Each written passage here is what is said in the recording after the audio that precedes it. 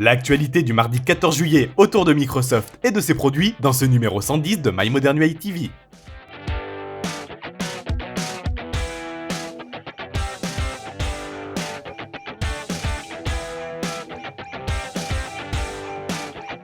Bien que Windows 10 soit gratuit dès le 29 juillet prochain pour la majorité d'entre nous, certaines personnes devront passer à la caisse via un achat dématérialisé ou matérialisé, que ce soit via un DVD ou via une clé USB d'installation. Et un visuel du package des versions Pro et Home de Windows 10 ont été révélés. Comme on peut le remarquer, le design est très épuré. Bon, après, il n'y a pas grand chose d'autre à dire sur le sujet, ce sont des boîtes donc news suivante. Hier soir, Microsoft a annoncé, par le biais de Gabriel Hall, la suspension du programme Windows Insider sur PC. Dès aujourd'hui, Microsoft indique que les builds 10162 et 10166 de Windows 10 ne seront plus disponibles via Windows Update. Donc si vous êtes sur des previews antérieures, la recherche de nouvelles builds vous indiquera que vous êtes à jour. De plus, Microsoft annonce retirer l'ISO de la build 10162 du site Windows Insider et indique également que la licence fournie sur le site ne pourra plus activer les builds quelles qu'elles soient.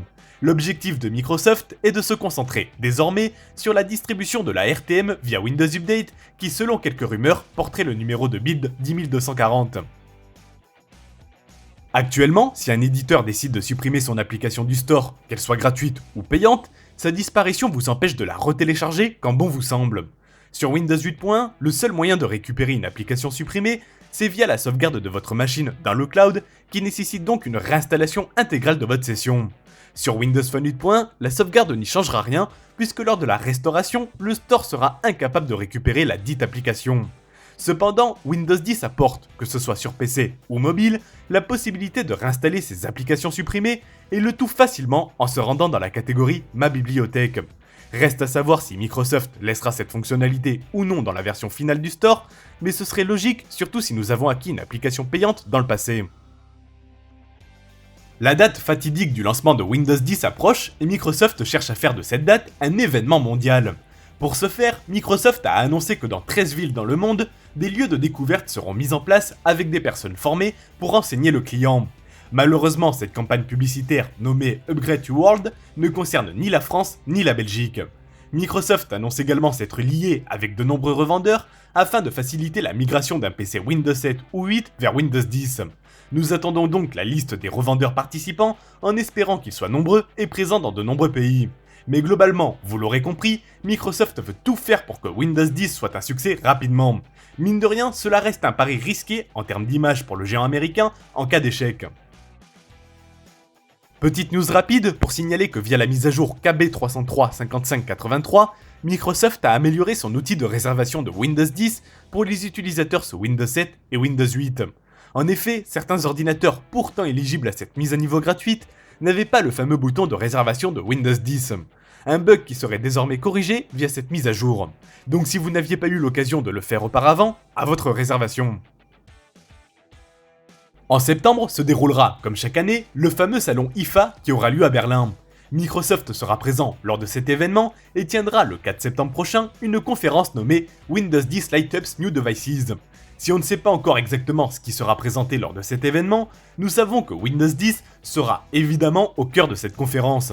On peut donc s'attendre à du matériel Lumia et Surface de Microsoft, mais également à du matériel provenant des divers partenaires de Microsoft, tels que Samsung, Dell, HP, Asus et j'en passe. D'ailleurs, Thierry Mearson a déclaré que de nouveaux Lumia haut de gamme seront dévoilés prochainement et tourneront évidemment sous Windows 10 mobile. Reste à savoir s'ils seront présentés lors de cette conférence ou non. La rumeur évoque également la présentation d'un appareil lié aux jeux vidéo. Je pense que l'attente va être longue pour beaucoup d'entre nous. Lors de son événement Worldwide Conference partenaire, Microsoft a présenté Cortana Analytics Suite. Cette version de Cortana dédiée au monde de l'entreprise s'intégrera dans plusieurs solutions Microsoft comme Azure, Office, Power BI, ainsi qu'avec le projet Oxford lié à la reconnaissance de visage et d'objets, l'analyse du texte et la transcription vocale. Le but de Cortana dans le monde de l'entreprise est d'offrir, via des algorithmes spécifiques, une analyse de chacun des composants afin de retourner des recommandations, des prévisions, mais également d'aider à la détection de fraude ou à la gestion des stocks. Microsoft a concrètement montré un exemple dans le secteur médical via un tableau de bord avec lequel Cortana est en mesure de mettre en évidence certaines données pour un patient en particulier. Bien évidemment, Cortana Analytics ne sera pas gratuit, mais son intégration dans le monde professionnel montre bien les ambitions de Microsoft dans le domaine de l'intelligence artificielle et de la reconnaissance vocale.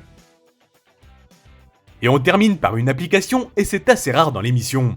Vous connaissez Tubecast, l'un des meilleurs, voire le meilleur client YouTube des Windows Store? Et bien son développeur a récidivé avec une nouvelle application universelle nommée Vidéo 360. Cette dernière vous permet de lire vos vidéos filmées en 360 degrés, mais également de lire ce type de vidéo depuis YouTube grâce à une liaison entre Tubecast et Vidéo 360. Le but, vous immerger totalement dans une vidéo en décidant de la direction que vous souhaitez voir. L'application fonctionne aussi bien sur un ordinateur avec un clavier ou une manette d'Xbox 360 que depuis un téléphone grâce au gyroscope. Ce dernier est d'ailleurs absent sur des téléphones type Lumia 520 et 620, mais l'accéléromètre et la boussole compenseront ce manque avec certes moins de fluidité. Je ne vous évoquerai pas la partie technique de l'application, bien qu'intéressante, mais cette dernière est de grande qualité et vous propose 20 visionnages gratuits et vous coûtera 2€ pour un visionnage illimité sur l'ensemble de vos appareils Windows.